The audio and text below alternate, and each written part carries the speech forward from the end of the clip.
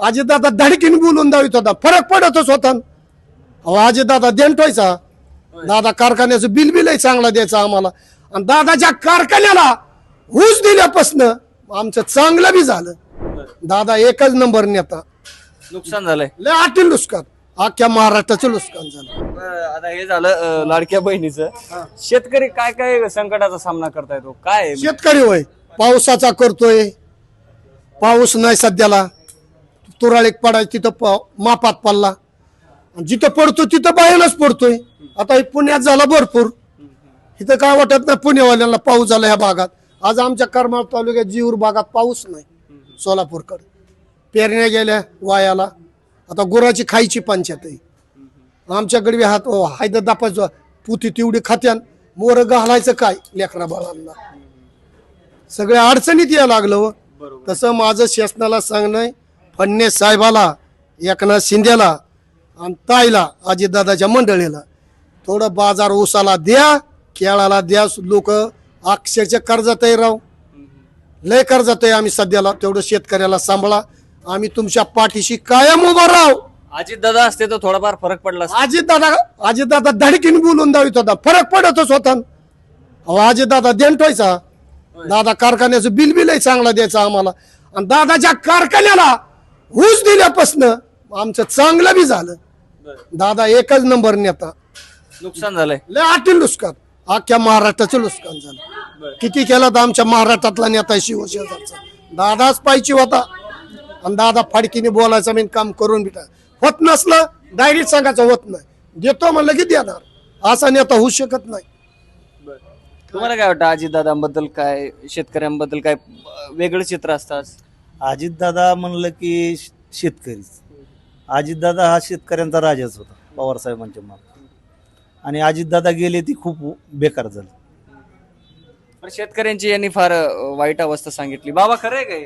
शेतकऱ्यांचे फार त्रास आहे शेतकऱ्यांना. मग खरं नाही तर काय, आता आम्ही बी शेतकरीच आहे का, आम्ही काय नोकरदार पुरतं काय शेती करायला वगैरे? परवडतं का शेती करायला? शेती करायला करावं लागते. परवडलं नाही, परवडली तर ती पडीत ठेवून काय करता, पुन्हा काय करता. गुरांना माणसांना खायला लागतेच की. तुमचं वय किती बाबा? माझं वर 80. अजूनही काम करता शेतात? हो, आता हे लाईट रात्रीला सोडतायत असं म्हणतायत, ते काय? मग रात्रीला जायचं, द्यायचं, एक दोन जागेवर पाणी मोडून यायचं. बीज बाबा, भिजलं तर बीज, नाही तर कोरडे बी राहतं. कुठं उंदराने उकीर काढलेलं काय केलेलं राहतं, कोरडे जातं आता कुठं. तुमच्या भावना, एकनाथ शिंदे साहेबांची पण शेती आहे, ते पण शेती करतात, त्यांना समज का शेतकऱ्यांच्या भावना? मग आता त्यांना समजा तर आपण आम्ही सांगून समजून त्यांना आता तुम्ही सांगितलं तर ऐकतील. हा व्हिडिओ जर त्यांनी ऐकला तर ते ऐकतील तुमचं. काय ऐकते ते साऱ्यांनी सांगायला पाहिजे. होय, आम्ही या करमाळा तालुक्यातले आणि आमची वाली लाईट 2 तासच करण्यात आली. उजनी काठची लाईट 2 तासात काय होणार सांगा ना तुम्ही. 2 तासात पाणी सुद्धा बाहेर पडतं. पाणी यायला लागतं पाऊण तास आणि 1.25 तासात किती भरून व्हायचं. लाईट जाते लगेच.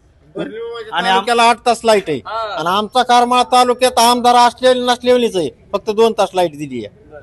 म्हणजे बर्णे मामा फक्त आपल्या तालुक्याचं बघतात. हा, आपापल्या प्रत्येक आमदार आपापल्या तालुक्याचा कृषी मंत्री राज्याचे आहेत की, मग त्यांना कळायला पाहिजे ना करमाळा तालुक्यानेच काय केलंय. 2 सांगा तास बरं त्यांना काय सांगायचं ते.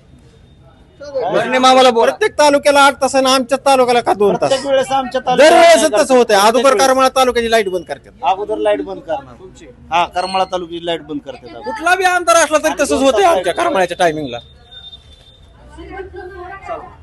तर हे होते वारकरी, कष्टकरी, शेतकरी. हे पुण्यामध्ये आलेले आहेत आणि आता पंढरपूरला जायचंय त्यांना. आणि त्याच्यासाठी ते पुण्यात बसले होते, जेवण वगैरे केलं, निवांत वेळ होता. म्हणून शेतकऱ्यांच्या भावना, वारकऱ्यांच्या भावना समजून घेण्याचा मी प्रयत्न केला या व्हिडिओमध्ये. आता आपण थांबतोय. विष्णू सानप, लेट्सअप मराठी, पुणे. सोशल मीडियाच्या भाऊ गर्दीत विश्वासार्हतेने चकाकणारे नाव म्हणजे लेट्सअप मराठी. सगळ्यांना, सगळ्या नागरिकांना ती स्पीच, ती लेट्सअप वरील मुलाखती म्हणजे विचारांचा खजिना. त्यानंतरच्या निवडणुकीमध्ये मला सोडून गेले. बातम्या केवळ वस्तुस्थिती सांगणाऱ्या, न प्रोपगंडा, फक्त जनतेचा अजेंडा. क्योंकि आने वाला कल जाने वाला है, जाने वाला कल आने वाला है. राजकारण, मनोरंजन असो की क्रीडा क्षेत्र, महाराष्ट्राची स्पंदने संवेदनशीलतेने टिपणारे माध्यम म्हणजे लेट्सअप मराठी. जगासोबत एक पाऊल पुढे राहण्यासाठी लेट्सअपचे ॲप, सोशल मीडिया आणि वेबसाईट सोबत कनेक्टेड रहा.